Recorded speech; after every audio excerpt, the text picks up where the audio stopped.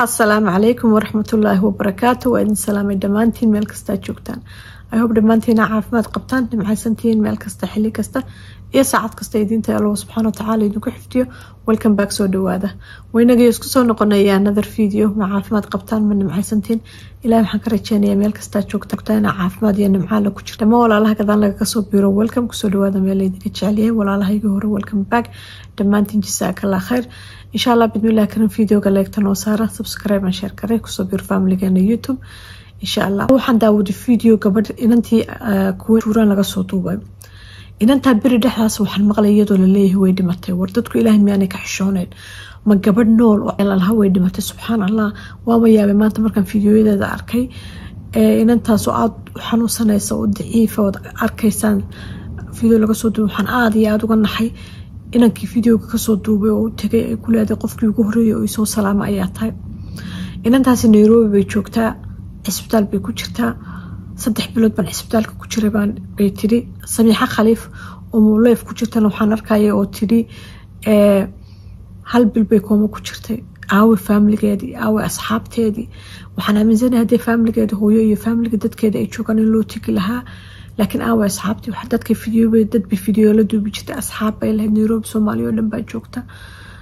سيدي قف إسبيتال كوشيرا 3 بلود هل قف أنا وقتين دات مرقوين ويان وحلقنا نحلقا حماضات يمرر دلع ويان تاو حين توسس بني آنيقا وحي كربان صاحب لقليه انت عاد عافمد قبتد انت آدانو باهنين مالين انت عاد حنوستد دباتا كوغوتي مادو مالين انت امتحان كسو خوصارو qof bini aadmiyood arkaysid male kii dadka kugu dhawaa kii aad jecleed kii aad la saaxiibkayd kii aad wax tari jirtay in yar maahan dadka inta kala wad waayay waa laga dhuumanaya sida inantaas loogu tagi waayo wax laga yaabo weeyaan waxay codsatay in loo soo duceeyo waxa soo duceeyo dhamaantiin ilaahay caafimaad kaamil ay siiyo deyn baa lagu leeyahay isbitaalka milyan dhowr boqol buu ugu leeyahay walaalayaal halaysto kaco Soomaaliya halay caawiyo lacagta laga bixiyo so insha Allah bidmillahi karin dhinaca lacagta Soomaalidu waynu ku fiicanahay oo markaynu ogno qof dhibaataysan waynu kacnaa waxaynu tari karno waynu tarna wax wala siyaasi qofku markuu dhinto ama qofku sakaraad yahay baraarugnaa marka waxay tii lacagtan haleega soo bixiyo isbitaalka laga hayo halay soo duceey marka walaalayaal fadlan dhamaanteen aynu duceeyno ilaahay inanta yar caafimaad kaamil aynu siiyo iyada iyo intii xanuunsanaysa intii dhibaataysan intii warwarsan intii walbahaar ku jirta ilaahay subhanahu wa ta'ala ka qaado iyadana caafimaad kaamil Allah siiyo war qurbaha kaliya aanu moodayna inay ummadii qalbi adkaadeen oo laysu tagin oo laysu naxariisan oo laysu soo fiirin Nairobi-na mistaasay noqotay oo ummadii oo dhan joogto Nairobi Soomaaliya kala buu garanayay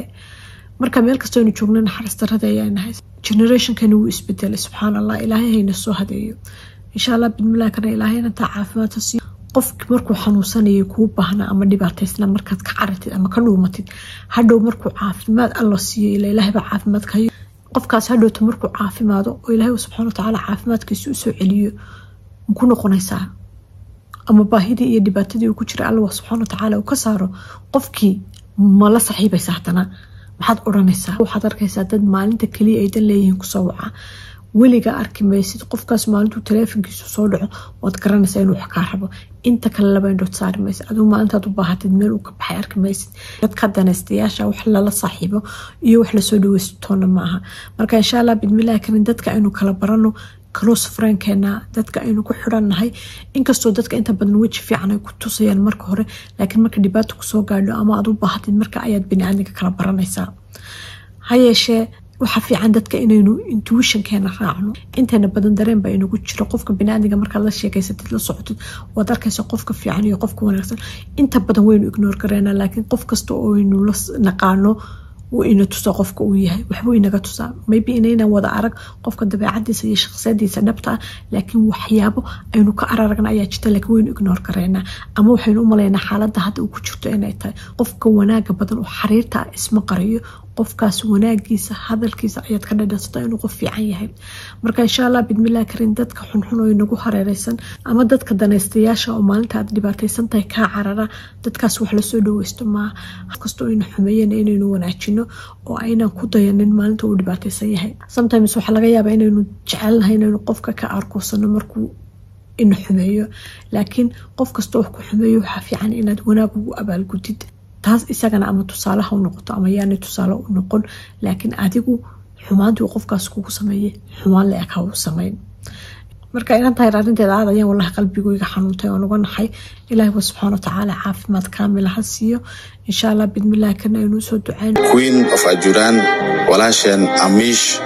oo waayihii dambo murun badan la galiyay nolosheeda walow dadka qaar ay dhahayeen walaashan Amish ama ay ku tilmaamayeen inay geeriyootay ayaan maanta waxa ku soo booqday mid kamid ah istaalada ku yaal magaalada Nairobi halkaas oo bilooyinkii u dambeeyay ay ku xanuunsaneed ayna jiiftay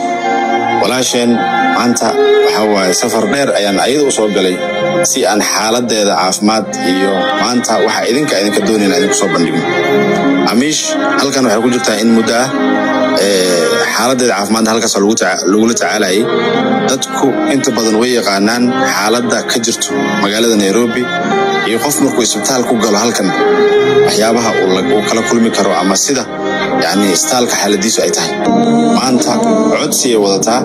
codsigaasna si guud ahaan idinku soo gudbin doonaa insha Allah hadii la yiraahdo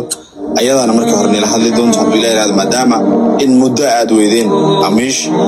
marka koowaad Amish ayaa microphone ku wareejinaya si xaaladda jirto ay nagu waranto dhammaantiin horta waa idin salaama asxaabta qaaliga ah meel kasta adduunka ka joogtaan ilaaha mahad iskale maanta haddii aan hadlaayo horta geerida iyo noloshuba ilaaha haayo waxaa idinka codsanayaa walaalahayga ummadda islaamka dhan inta ii soo duceysay horta waad mahadsantihiin saas ay tahay in muddo waxaa ku jiray isbitaalka ugu dhawaad 3 bilood waxaana kaaga mahadcelinayaa maanta walaalkay Nuur Abko uu soo booqday qofka ugu horeeyay maanta uu soo booqdo uu noqday aad ugu faraxsanahay tan kale aan sheegay meesha maanta caawimaada idinkaaga baahanahay isbitaalka muddo ku jiray alxamdulillah ilaa mahad iskale hadaaba maanta hadlaayo waa ilaahay mahadiis kaliya haraba inay caawisaan isbitaalka qarashkiisa iyo inay garab qabataan oo waxa la igu leeyahay lacag gaaraysa milyan iyo bar inta daawooyinka iyo wixii la bixin karo waa la bixi laakiin intaas ay ugu harsanaa idin leeyahay inay caawisaan idin karajeenaya iyo caafimaad intan in ka badan inay heli doonaan rajeynaya insha Allah walaashi haween Amish isdaji insha Allah waxa waay waa laga baxayaa ciriiriga waxa waay sideed waxa ka dambeeya waasa insha Allah haween walaashi waxa oonay makasasa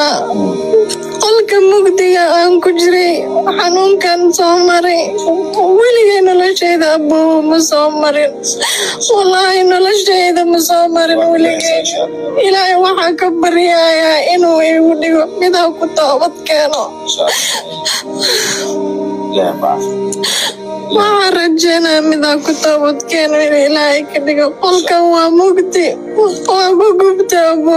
urdu meeli xanuunkayga waa kana sana u yaala 3 bilood qof binaadankee waay bidaaf ilaahay kaaga insha Allah walaal so insha Allah bidmillah kanteenu video kala kulmayno khayr ayaan rajeynaya assalamu alaykum wa rahmatullahi wa barakatuh